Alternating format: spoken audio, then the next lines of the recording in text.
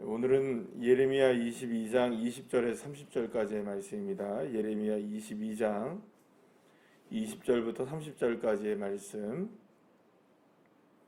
우리 함께 합독하시겠습니다. 너는 레바논에 올라 외치며 바산에서 내 소리를 높이며 아바림에서 외치라. 이는 너를 사랑하는 자가 다 멸망하였음이라. 내가 평안할 때에 내가 네게 말하였으나 내 말이 나는 듣지 아니하리라 하였나니 내가 어려서부터 내 목소리를 청종하지 아니함이 내 습관이라. 내 목자들은 다 바람에 삼켜질 것이요 너를 사랑하는 자들은 사로잡혀 가리니 그때 내가 반드시 내 모든 악 때문에 수치와 욕을 당하리라. 레바논에 살면서 백향목에 깃들이는 자여, 여인이 해산하는 고통같이 같은 고통이 내게 임할 때에 너의 가련함이 얼마나 심하랴. 여호와의 말씀이니라.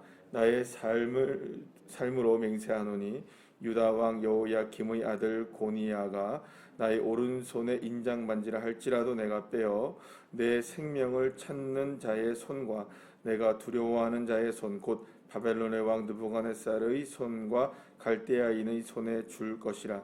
내가 너와 너를 낳은 어머니를 너희가 낳지 아니한 다른 지방으로 쫓아내리니 너희가 거기에서 죽으리라. 그들이 그들의 마음에 돌아오기를 사모하는 땅에 돌아오지 못하리라. 이 사람 고니야는 천하고 깨진 그릇이라. 좋아하지 아니하는 그릇이냐. 어찌하여 그와 그의 자손이 쫓겨나서 알지 못하는 땅에 들어갔는고. 땅이여 땅이여 땅이여 여호와의 말을 들을지니라. 여호와께서 이와 같이 말씀하시느니라. 너희는 이 사람이 자식이 없겠고 그의 평생 동안 형통하지 못할 자라 기록하라. 이는 그의 자손 중 형통하여 다윗의 왕위에 앉아 유다를 다스릴 사람이 다시는 없을 것임이라 하시니라. 아멘. 할렐루야. 이스라엘이 이제 남과 북으로 나뉘게 되면서 남유다, 북이스라엘 이렇게 이제 나눠지게 되지 않았습니까? 그렇게 되면서 이제 분열 왕국이 시작되고 북이스라엘과 남유다가 서로 다른 이제 왕조가 들어서게 됩니다. 그리고 이제 남유다가 사실은 계속해서 이스라엘의 정통성을 유지하면서 그나마 예루살렘 성전을 중심으로 해서 하나님의 나라를 그나마 이루어가고는 있었는데요. 이 남유다는 그러니까 여로보암 1세로부터 시작이 되어집니다. 솔로몬 사후에 여로보암 1세로부터 이제 왕들이 이제 다시금 이제 남유다의 왕들로 시작이 되어서 총 약 39명의 왕이 이 남유다의 왕으로 이렇게 계속해서 즉위가 되어집니다. 그들이 약 다스렸던 시간을 계산해 보면 약 한 344년 정도, 그 정도를 이제 39명의 왕이 이제 다스리게 되었습니다. 그러니까 약 한 왕이 한 10여 년 정도 다스린 정도라고 우리가 보면 되는 거겠죠. 물론 평균이 그렇다고 하는 거지 더 오래 다스린 사람도 있었고 불과 한 8개월 정도밖에 왕위에 오르지 못했던 사람들도 있었고 어떤 사람들은 20년, 30년씩 이렇게 하시는 분들도 계시죠. 자, 그런데 이렇게 39명 중에 그러니까 그나마 39명 중에 그나마 그래도 하나님의 말씀을 따라서 살려고 애썼던 왕들이 몇 명이냐 분류를 해보면 약 한 7명 정도가 그나마 하나님의 말씀대로 살려고 애를 썼던 사람들입니다. 물론 뭐 그들이 그렇다고 해서 끝까지 하나님의 말씀을 잘 지켰느냐 그러지는 또 못했습니다. 우리가 잘 알고 있는 여러분들 히스기야 같은 왕도 참 선한 왕이고 또 하나님의 말씀을 참 많이 경험도 했고 또 나름대로는 유다를 개혁하기 위해서 애를 썼지만 말년에는 또 하나님을 온전하게 섬기지 못하고 또 마지막에는 또 그 우상의 신들 산당들을 완전하게 처리하지 못하는 게 완벽하게 하나님을 온전하게 이렇게 섬기지는 못했던 그런 모습들도 사실은 있습니다. 그러나 그렇다 할지라도 그나마 그래도 하나님의 말씀을 따라서 살았던 왕들은 약간 7명 정도 이렇게 볼 수가 있습니다. 그 다음에 나머지 3명은 어떤 사람들이냐? 마치 이제 양념 반 후라이드 반처럼 하나님의 말씀도 따르고 우상도 섬겼던 그런 사람들입니다. 그래서 이 사람들은 약간 경계선에 있는 사람이 한 3명 정도 이렇게 됩니다. 그러면 여러분 39명 중에 왕 중에 이렇게 7명에서 한 3명 이렇게 뭐 아주 그 뭐랄까요, 범위를 좀 넓혀서 아주 관대하게 여겨진다 하더라도 하나님의 말씀을 그나마 따랐던 사람들 한 10명 정도 본다면 나머지 29명은 뭘까요, 여러분? 정말 악한 왕들이었습니다. 그러니까 39명 중에, 그러니까 40명이라고 본다면 한 4분의 1 정도만 그나마 그냥 하나님의 말씀을 뭐 따르는 사람들이었고, 나머지 4분의 3은 어떤 사람들이었습니까? 다 악한 왕들이었어요. 다 주님의 말씀을 따르지 않고 오히려 그 하나님의 말씀을 떠나서 완전히 예루살렘을 다 무엇으로 만들어 버리고 유다 백성들과 이스라엘 땅 그리고 예루살렘까지 모두가 다 우상을 천지로 만들어 버리는 그런 왕들이 이제 그 약 한 4분의 3 정도의 75% 정도의, 그러니까 사실 여러분 생각을 해보면은 너무너무 유다가 타락의 극치를 보여줬던 이유 중에 하나가 뭐냐, 사실은 이게 지도자의 타락들이 거기에 굉장히 큰 한몫을 했다는 것을 우리가 알 수 있게 됩니다. 그래서 이제 결국에는 이제 BC 586년에 결국에는 이제 완전하게 바벨론에 의해서 이제 완전히 멸망을 당하게 되는데요. 자, 오늘 이제 본문의 말씀에서 시작된 이런 선포가 누구에게 이제 그 선포를 통하여서 시작됐냐 하면, 그러니까 유다의 마지막 왕인 시드기야가 예레미야에게 뭘 부탁합니까? 예루살렘을 좀 구해달라고 하나님께 좀 기도해라. 이 이야기로 시작해서 하나님이 계속해서 유다 왕조에 관한 이게 그 심판에 관한 재앙을 주님께서 말씀해 주시는 장면이 이어지게 되는데요. 사실은 이게 바벨론에게 완전히 멸망하기 전 60년 전까지만 하더라도 기회가 없었던 것은 아닙니다. 어제도 좀 말씀을 드렸던 것처럼 히스기야도 사실은 기회가 있었고요. 그의 아들의 아들이었던 요시야 때에서는 사실은 마지막으로 이 개혁의 가능성들이 실제로 열렸습니다. 이 요시야 같은 사람은 8살에 왕위에 오르게 되잖아요. 아주 어린 나이에 왕위에 오르게 되면서 그가 20살이 되었을 때, 그러니까 20년이 지난 이후에 28살이 되었을 때에 이제 하나님의 말씀을 찾게 되고 알게 되고 또 그래서 개혁을 일으키게 되고 많은 산당들과 우상들을 철폐하고 이런 그 엄청난 개혁의 역사를 이 요시야 왕을 통하여서 사실은 시작이 되어집니다. 그래서 실제로 멸망하기 60년 전에 그런 기회가 주어져서 많은 부분에 있어서 개혁이 진행되기는 하게 됩니다. 자, 그런데 안타깝게도 그 요시야 왕은 전쟁터에 나가서 그 전사를 하게 됩니다. 그렇게 되면서 이제 그의 아들이었던 이 여호야김이 왕위에 오르게 되는데, 이 사람이 사실은 악한 왕이 되었던 거예요. 그리고 오늘 보면 이게 여호야김이 나오고 고니야라는 왕이 나오죠. 이 고니야가 누구냐면 여호야긴입니다. 그래서 여호야긴까지도 또 악한 거예요. 그래서 그의 아들이었던 시드기야가 이제 마지막 왕이 되어지게 되는 거죠. 그러니까 여기 오늘 본문의 말씀을 보시면 그 31절 말씀을 보시면 내가 어려서부터 내 목소리를 청정하지 아니함이 내 습관이다라고 얘기합니다. 그러니까 여러분 이 말씀을 우리가 자세히 읽어보게 되면 사실은 어려서부터 우리가 무엇이 필요할까요? 하나님의 말씀으로 양육되어지는 게 참 필요하다는 것을 분명히 우리에게 알게 되죠. 자, 그런데 여기선 단순하게 그러면 어렸을 때 습관이 안 들었으면, 이거 습관이 안 들어있으면 안 되는 건가? 그게 아닙니다, 여러분. 제가 방금 말씀드렸던 요시야 같은 경우에는 8살의 왕위에 올라서 아주 어린 나이였음에도 불구하고 젊은 나이에 하나님의 말씀을 통해서 그가 회개하고 주님 앞으로 돌아오고 종교 개혁을 일으키게 되었던 것을 볼 수 있게 되잖아요. 그러니까 실제적으로 어떤 환경 속에서 보자면은 요시야나 뭐 여호야김이나 여호야긴이나 시드기야나 다 똑같이 우상 천지에서 자랐던 거예요. 근데 오히려 요시야를 통하여서 보게 된다면 여호야김 같은 경우는 좋은 환경 속에서 자랄 수 있었겠죠, 그죠? 그럼에도 불구하고 하나님의 말씀 따라 살지 못하고 범죄하며 주님의 뜻을 벗어나 살아가게 된 것을 보게 됩니다. 그러니까 여러분, 이건 단순하게 습관을 어떻게 드느냐의 문제이기보다도 어렸을 때의 그 습관도 굉장히 중요하지만 그 습관과 그 믿음의 삶이 계속하여서 이어지느냐도 굉장히 중요한 부분이라고 우리가 볼 수가 있습니다.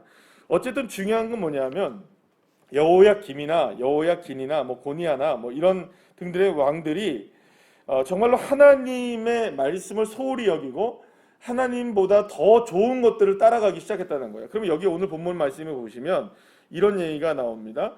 그 23절 말씀에 보면 어떤 얘기가 나옵니까? 레바논에 살면서 무엇에 깃들여 있습니까? 백향목에 길들여져 있는 겁니다. 그러니까 이 말은 무슨 말일까요? 자기가 지금 부유하게 살아가고 자기가 있는 환경 속에서 그것에 길들여져 있고 그것에 깃들여져 있는 겁니다. 그러니까 환경으로 인하여서 그거를 따라가는 사람들이 되었다는 거예요. 그러니까 뭐 말하자면 우리가 살아가는 데 있어서 환경은 대단히 중요하죠. 왜 중요하지 않겠습니까? 어떤 환경에 살아가느냐 굉장히 중요할 겁니다. 그러나 그 환경보다 더 중요한 게 있다는 거죠. 많은 사람들은 이게 환경이 좋기 때문에 괜찮아졌다 이렇게 생각할 수도 있습니다. 또 어떤 사람은 환경이 나쁘기 때문에 상황이 나쁘기 때문에 안 좋아졌다라고 얘기할 수 있어요. 자, 그런데 이 환경이나 상황에 길들여지거나 깃들여지면 안 된다는 것을 주님이 말씀해 주고 계시는 것입니다. 요시아를 한번 생각해 보시죠. 또 여호야김을 한번 생각해 보시죠. 그들의 환경 중에 더 누가 나빴었나요? 더 안 좋았던 환경은 누가 더 안 좋은 환경 속에서 신앙의 환경 속에서 자랐을까요? 요시아가 훨씬 더 안 좋은 환경 속에서 자랐습니다. 나름대로 요시아가 개혁을 한 이후에 누가 왕위에 오릅니까? 여호야김이 왕위에 오르잖아요. 그러면 사실은 누가 훨씬 더 좋은 환경 속에서 왕위를 얻게 되었나요? 여호야김이 맞습니다. 그러나 훨씬 더 안 좋았던 환경 속에서 요시아는 하나님의 말씀을 붙잡습니다. 좋은 환경 속에서 하나님의 말씀을 못 붙잡아요. 환경의 문제가 아니라는 겁니다. 상황의 문제가 아니라는 겁니다. 저와 여러분이 믿음의 문제이라는 것을 분명하게 기억하시기를 바랍니다. 그래서 환경이 상황이 이렇기 때문에 내가 믿음이 안 돼. 이 말은 핑계일 수도 없다는 거죠. 어떠한 환경 속에서든지 어떠한 상황 속에서든지 우리가 누구의 말씀을 따라가야 되느냐? 하나님의 말씀을 청종하고 따라가는 사람, 상황과 환경에 길들여지지 않는 사람들이 저와 여러분이 되어야 된다는 것을 분명하게 기억해야 한다는 겁니다. 그래서 여러분, 우리의 신앙이 습관화되는 것도 굉장히 중요한 부분입니다. 습관화되는 거 중요하죠. 그러나 자칫 그 습관화되는 것이 오히려 우리에게 독이 될 수도 있다는 것을 기억하시길 바랍니다. 습관이라는 건 뭡니까? 내 삶의 환경을 만들어 나가는 것이겠죠. 그런데 그 환경이 자칫 잘못하면 나의 신앙을 오히려 이렇게 해를 끼치게 되는 경우들도 생길 수 있다는 겁니다. 지금 말씀드리는 이런 부분들은 저와 여러분이 잘 이해하시기를 바랍니다. 그러니까 신앙이 습관화되어지면 안 된다는 이유가 여기에 있습니다. 왜냐하면 신앙이 습관화가 되어질 경우에는요, 그냥 나는 언제나 예배를 드리니까 난 괜찮은 사람이야. 나 하나님 앞에 이런 이렇게 사역을 감당하니까 나는 하나님이 나를 나쁘시게 여기지 않으실 거야. 나는 늘 하니까. 여러분들 생각해 보세요. 우리가 그런 의의를 갖고 있지는 않지만 죄송합니다. 그냥 이해 차원으로 얘기 드리는 거니까 여러분들 오해하지 마시고요. 새벽 예배 여러분들 우리 나오잖아요. 그렇죠? 여러분들이 얼마나 소중한 분들이십니까? 그렇죠? 아멘이시죠? 너무너무나 감사한 일이거든요. 이 새벽에 일어나서 하나님 앞에 예배를 드리고 또 기도를 하고 하루의 시작을 주님 앞에 예배로 시작한다는 거. 이 새벽에 누구 다 잠자고 있는데 누군들 여러분들 이 새벽에 일어나서 나오고 싶은 사람이 누가 있겠어요? 좀 더 자고 싶죠. 대단한 겁니다. 이건 하나님의 은혜이기도 하지만 나에게 있어서도 참 대단한 일이 수 있는 거예요. 자, 그런데요, 이게 우리의 신앙의 습관이 되어져 버리면 나는 다시 한번 말씀드리면 이거 오해하지 마시고요. 나는 새벽 예배에 나오기 때문에 괜찮은 신앙이야 라고 오해할 수 있을까요? 없을까요? 있습니다. 우리가 이걸 경계해야 된다는 거죠. 신앙이 습관화가 되어지면 안 되는 이유가 여기에 있습니다. 여러분들 한번 생각해 보시죠. 우리의 자녀들 한번 생각해 보시죠. 여러분들의 자녀들, 지금 이제 장성한 자녀들도 다 있는데 우리의 자녀들이 어렸을 때의 신앙생활 잘했나요? 못했나요? 예. 나름대로는 우리의 자녀들만큼 열심히 신앙생활했던 자녀들이 없어요. 다 열심히 했습니다. 근데 그 신앙이 습관화되어 있었겠죠, 그죠? 아이들이 어렸을 때부터 어디 나갑니까? 주일학교 나가고 또 열심히 여름 성경학교 하고 수련회 갔다 오고 선교도 갔다 오고 여러 가지 다 합니다. 그렇게 해서 신앙이 잘 자라는 것 같아 보입니다. 근데 그게 그 아이들에게서는 어떤 의미였을까요? 나름대로는 습관화되어 있는 신앙이었을 수도 있었다는 것이죠. 지금은 어떨까요? 그 신앙이 온전하게 유지가 되고 있느냐, 더 깊어졌느냐의 문제는 우리가 좀 더 깊이 있게 고민해 봐야 되는 문제라는 것이죠. 물론 그랬기 때문에 가능성이 있을 겁니다. 또다시 하나님께 말씀을 통하여 돌아오게 되는 역사가 있을 줄 믿습니다. 더 믿음으로 승리하게 되는 자녀들이 될 줄로 믿습니다. 아멘이시죠? 분명히 그렇게 될 거라고 믿지만 우리의 신앙을 다시 한번 냉정하게 철저하게 점검해 볼 때 신앙이 자칫 습관화가 되어진다면 우리도 역시 나 주일 열심히 지키고 나 열심히 주님 앞에 충성을 다하고 열심히 하니까 나는 괜찮은 신앙이야, 이렇게 될 수 있다는 것이죠. 그래서 우리는 철저하게 무엇을 생각해야 하느냐, 우리의 신앙이 환경과 상황과 습관에 따라서 움직이는 신앙이 아니라 정말로 그것을 깨트리며 날마다 개혁하는 신앙이 있느냐, 날마다 주님, 오직 말씀, 오직 믿음, 오직 은혜로 우리가 우리 자신 스스로를 말씀에 처 복종하며 믿음으로 온전히 세워져 나가기 위해 애쓰며 살아가는 인생들이냐, 이렇게 우리가 스스로를 날마다 점검해야 할 줄 믿습니다. 그래서 이스라엘 백성들이 지금 여러분들 하나님을 몰라서 지금 망해가는 거 아니잖아요. 예루살렘 성전이 없어서 예배 안 드렸던 거 아니잖아요. 그들이 얼마나 열심히 했습니까? 바빴잖아요, 그죠? 우상도 섬겨야 되고 또 하나님도 섬겨야 되는 이 엄청난 바쁜 인생들을 살아갔던 거예요. 그들은 몰랐어요. 하나님이 자신들을 이렇게 버리고 있다는 사실을 몰랐어요. 선지자가 이렇게 얘기함에도 몰랐어요. 왜냐하면 자기들은 어렸을 때부터 지금 뭘 했으니까. 아주 어렸을 때부터 무슨 얘기를 듣고 자랐습니까? 우리의 조상들이 애굽에서 탈출하여 가나안 땅에 40년 만에 들어가서 가나안을 정복해서 이렇게 저렇게 살고 저렇게 이렇게 살았던 거 다 들으면서 자기들도 어렸을 때부터 그렇게 습관화되어 있었던 거예요. 그게 무서운 독이었던 것이죠. 사랑하는 여러분, 저와 여러분의 인생이 여호야김이나 여호야긴이나 시드기야 같은 인생이 아니라 비록 우리의 환경들이 좋지 못할지라도 신앙을 개혁할 수 있는 요시아와 같은, 다윗과 같은 신앙이 되시기를 간절히 축복합니다.